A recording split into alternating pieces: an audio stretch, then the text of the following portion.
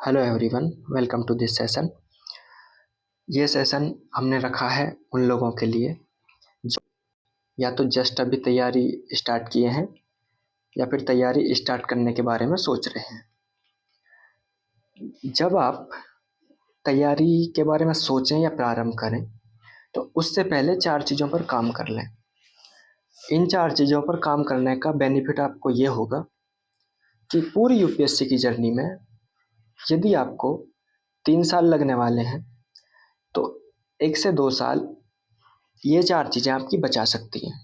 आप समझ रहे हैं मेरी बात को? इन गलतियों को सुधारते सुधारते आप 1 से 2 साल एक्स्ट्रा लगा देंगे यूपीएससी की तैयारी में, और तो क्यों ना इन 4 चीज़ों को पहले ही तैयार करके अपने समय और संसाधनों को बचा लिया जाए। ये 4 चीज़ें मैंने तैयार की हैं, मैंने अपने अनुभव से सीखी हैं। मैंने गलतियाँ की थी तो मैं अब कोशिश कर रहा हूँ कि बाकी बच्चों तक ये पहुँच जाए ताकि वो गलती ना करें। ये विशेषकर होता है हिंदी मीडियम के स्टूडेंट्स में, और ख़ासकर जो ग्रामीण बैकग्राउंड से संबंध रखते हैं। तो इसमें मेरा पहला जो सजेशन होगा वो होगा सिलेबस का।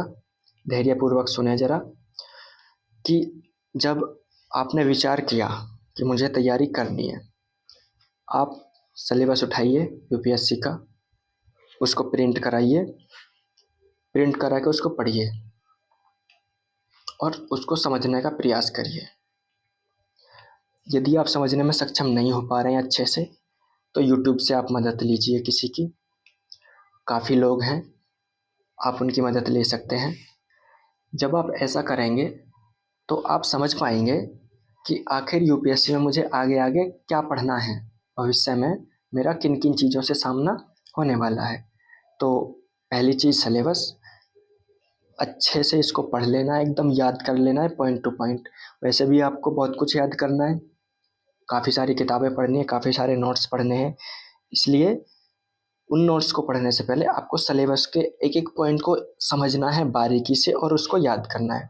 इस चीज़ को हर कोई बताएगा, लेकिन जो नए एस्पिरेंट्स होते हैं वो किसी को भाव देते नहीं हैं। जब नई नई तैयारी में आते हैं तो उन्हें लगता है कि यह वो तो बस आईएएस बन ही गए, माना उन्होंने सोच लिया तो वो आईएएस बन ही गए। क्या ही सिलेबस पढ़ना, क्या ही किसी की बातों को मानना, पढ़ लेंगे सिलेबस, पहले कोचिंग कर लेते हैं, पहले ये कर लेते हैं, वो कर लेते हैं, तब देख लेंगे सिलेबस।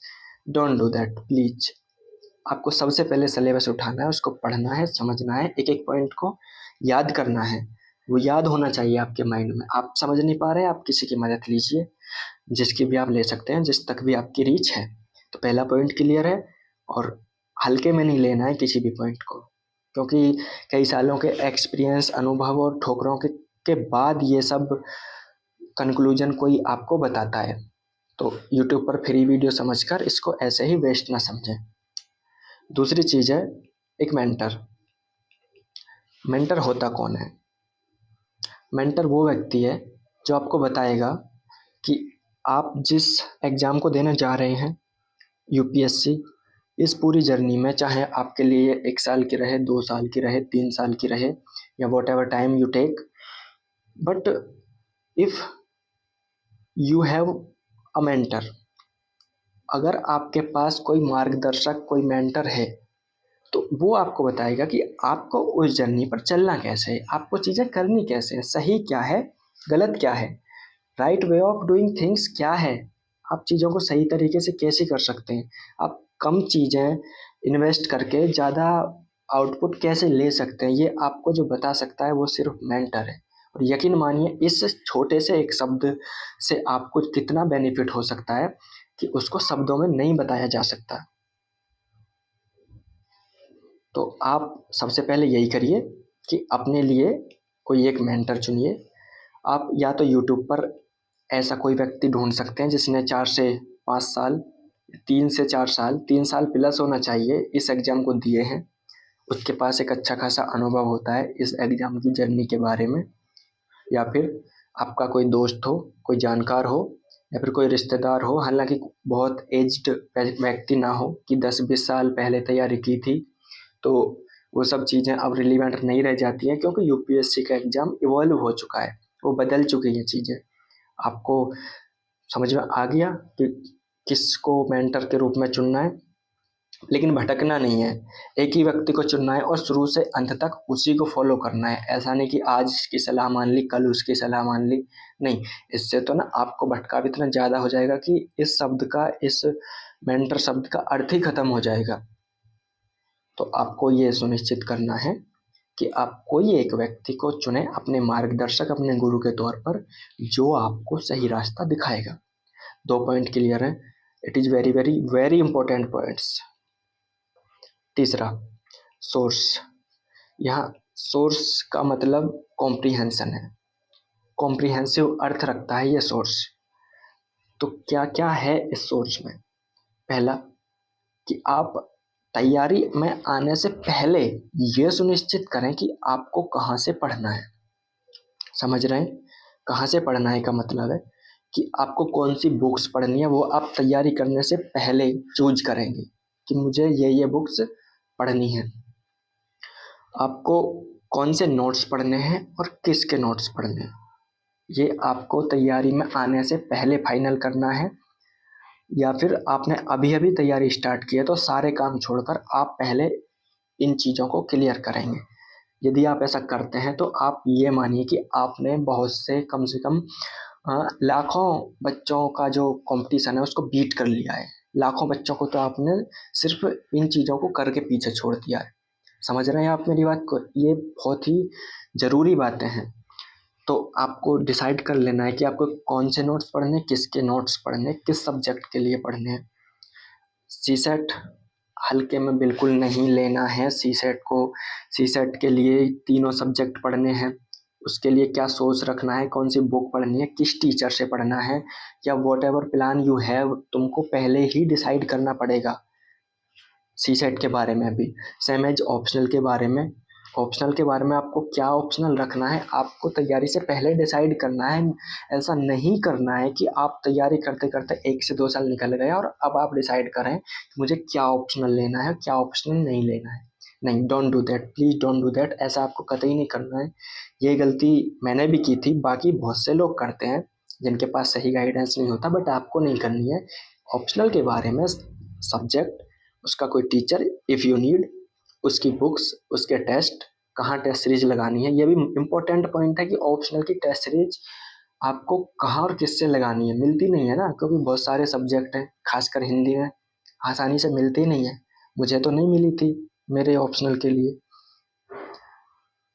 मैंने सोशोलॉजी ऑप्शन लिया था, अब मुझे टेस्ट सीरीज के लिए टीचर ही नहीं मिल रहा है, फिर ही निकल गया। लेकिन अब किस पर टेस्ट लगाएं, कैसे चेक करें कि हम सही लिख रहे हैं गलत लिख रहे हैं, है ना? तो ये सारी चीज़ें पहले डिसाइड होनी चाहिए। अदरवाइज इन प्रोसेस के बीच में, आपकी तैयारी के बीच में आप डिसाइड करते हैं ना, तो वो बिना मतलब का पैनिक क्रिएट होता है और कितना स्ट्रेस आता है दिमाग पर, आप इमेजिन भी नहीं कर सकते। अभी तो वही कर सकता है जिसने इसको फेस किया है।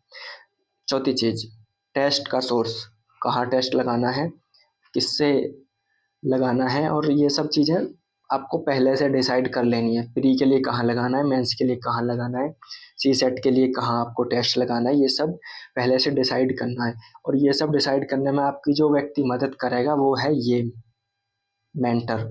आप किसी एक मेंटर को फॉलो करेंगे, वो जो बताएं आपको उस अनुसार सारी चीज़ें करनी है। गुरु ज्ञान के बिना यूपीएससी में ऐसे चलना, बिना मतलब चलना, कोई अर्थ नहीं रह जाता है उसका। बिना गाइडेंस, बिना मेंटर के यूपीएससी में चलना का मतलब है आप वेस्ट कर रहे हैं अपना टाइम भी, अपने रिसोर्सेस भी। तो आपको ऐसा नहीं करना है। अब मेरे जैसा व्यक्ति और भी कोई ऐसे वीडियो बनाकर आपको बता रहा है कि नहीं आप ये करिए, आप ये करिए, आपको बार बार कह रहा है, तो पागल नहीं है ना? अगर कह रहा है तो उसका कोई अर्थ है, उसको लाइटली नहीं लेना है।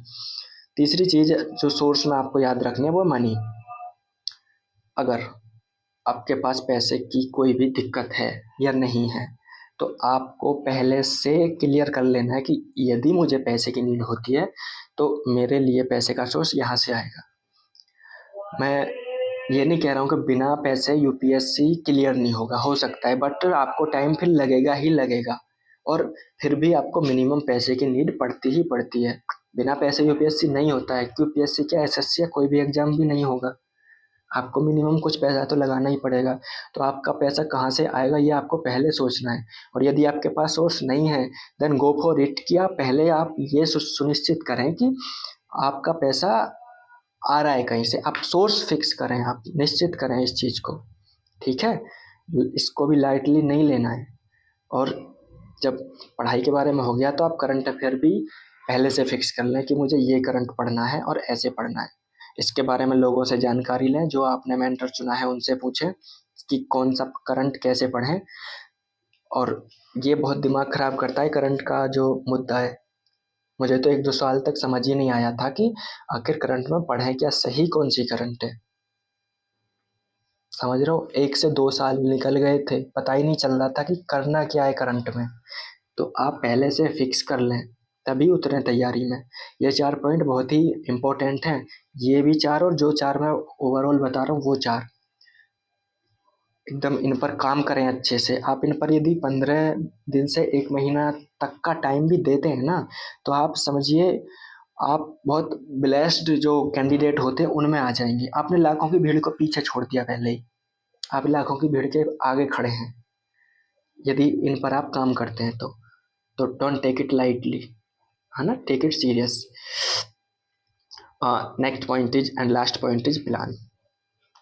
देखो, बिना प्लान यदि आप कोई काम कर रहे हैं तो वो वेस्ट है।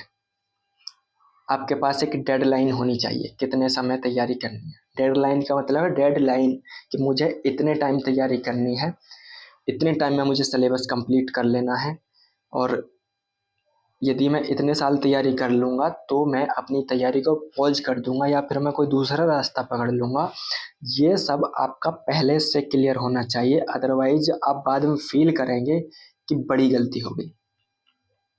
ऐसा नहीं करना है। ये बहुत ही इम्पोर्टेंट वेरी इम्पोर्टेंट वीडियो है। यदि आप इन 4 पॉइंट्स को फॉलो करते हैं तो यकीन मानिए आपको बहुत ही बेनिफिट होने वाला है।